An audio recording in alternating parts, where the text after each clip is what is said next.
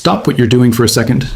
In the time it's taken you to click on this video, thousands of ounces of physical silver have been pulled from Western vaults. Much of it is likely already on a ship to Shanghai, probably never to return. While most of the world is distracted, a tectonic shift is happening under the surface of the precious metals market. For 16 straight months, China has been on a relentless gold-buying spree, a strategic hoard of physical metal unlike anything we've seen in the modern era. And at the exact same time, a quiet but accelerating drain of physical silver from the COMEX is threatening the very foundation of the paper pricing system. This isn't just market noise, it's a quiet war for physical assets. The paper price you see on your screen is quickly becoming a fantasy, and a violent repricing is no longer a question of if, but when. Let's break it down, starting with gold.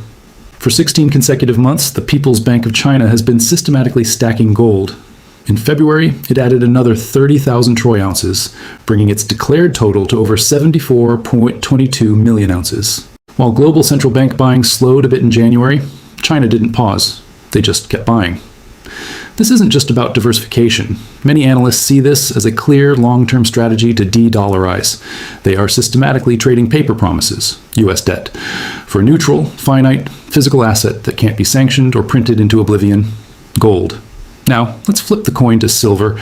While China hoards gold, a different kind of battle is raging in the silver market, a fight for physical delivery. The vaults of the COMEX, the main exchange that sets the world's silver price, are being drained. Recent data shows massive drawdowns in registered silver inventories that is the metal actually available for delivery. For example, deliveries in January and February were astronomically higher than historical norms for those months, with January seeing 10 times the volume of the previous year, and February delivering 5 to 8 times the usual amount. This signals a clear shift from paper bets to physical acquisition. Here's where it gets dangerous. On the COMEX, there are often multiple paper claims for every 1 ounce of physical silver in the registered vaults. While the number fluctuates, analysts have recently noted that open interest, the total number of paper contracts, exceeds the available registered stock by more than 4 to 1. That leverage is fine when everyone's happy to trade paper back and forth, but it becomes a crisis when buyers start showing up and saying, "I'll take the metal, please." And that is exactly what's happening now. So what's causing this drain? A huge part of the answer lies in the disconnect between the East and the West. A flashing red indicator is the price premium in Shanghai. There have been sustained periods where physical silver in China trades at a significant premium, sometimes over 10 higher, than the paper price on the COMEX in New York. This isn't just a market quirk, it's a weaponized arbitrage opportunity. It creates a simple, shockingly profitable trade. Buy a futures contract on the COMEX, demand delivery of the physical silver, ship it to Shanghai, and sell it for an instant, nearly risk-free profit. Every time this happens, more physical silver is permanently pulled out of the Western pricing system and locked away in the East. This arbitrage is a direct attack on the fractional reserve nature of the COMEX, draining the physical inventory that gives those paper contracts any shred of credibility. For decades, this paper game was largely controlled by a few big commercial banks. They historically held massive short positions, allowing them to cap the price of silver.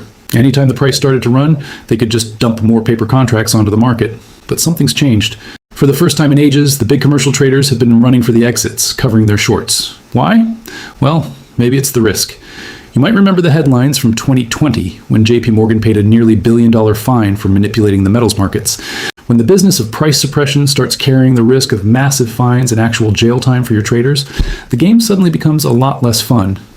Just as the old forces of paper suppression are in retreat, a tsunami of real-world physical demand is crashing into the market.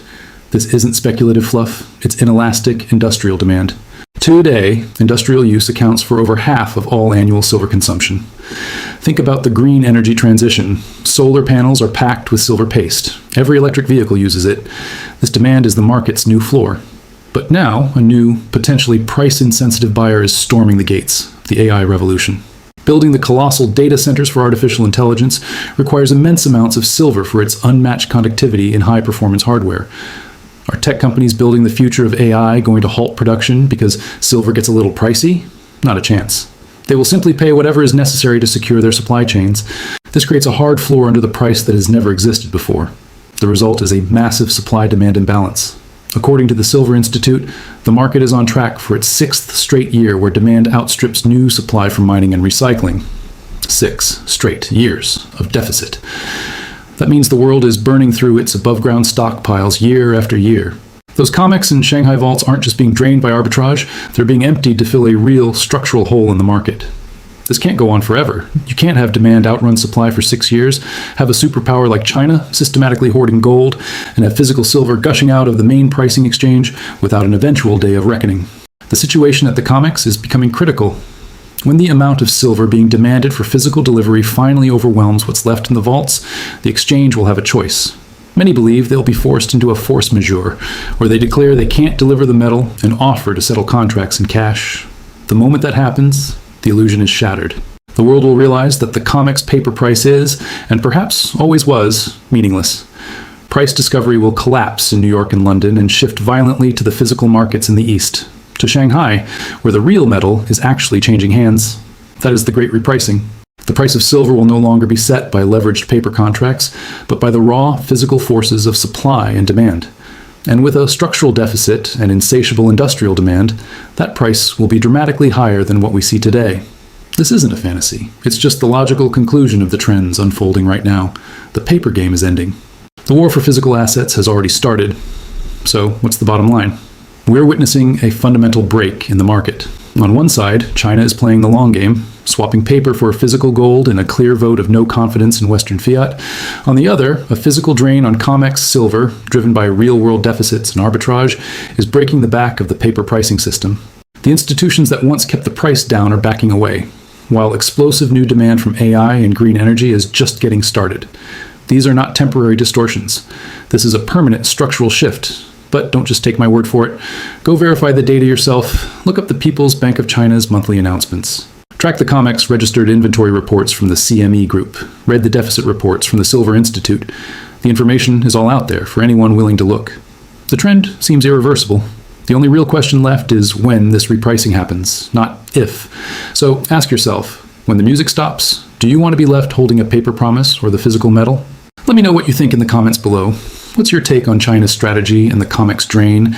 And be sure to subscribe for more deep dives into the forces reshaping our financial world.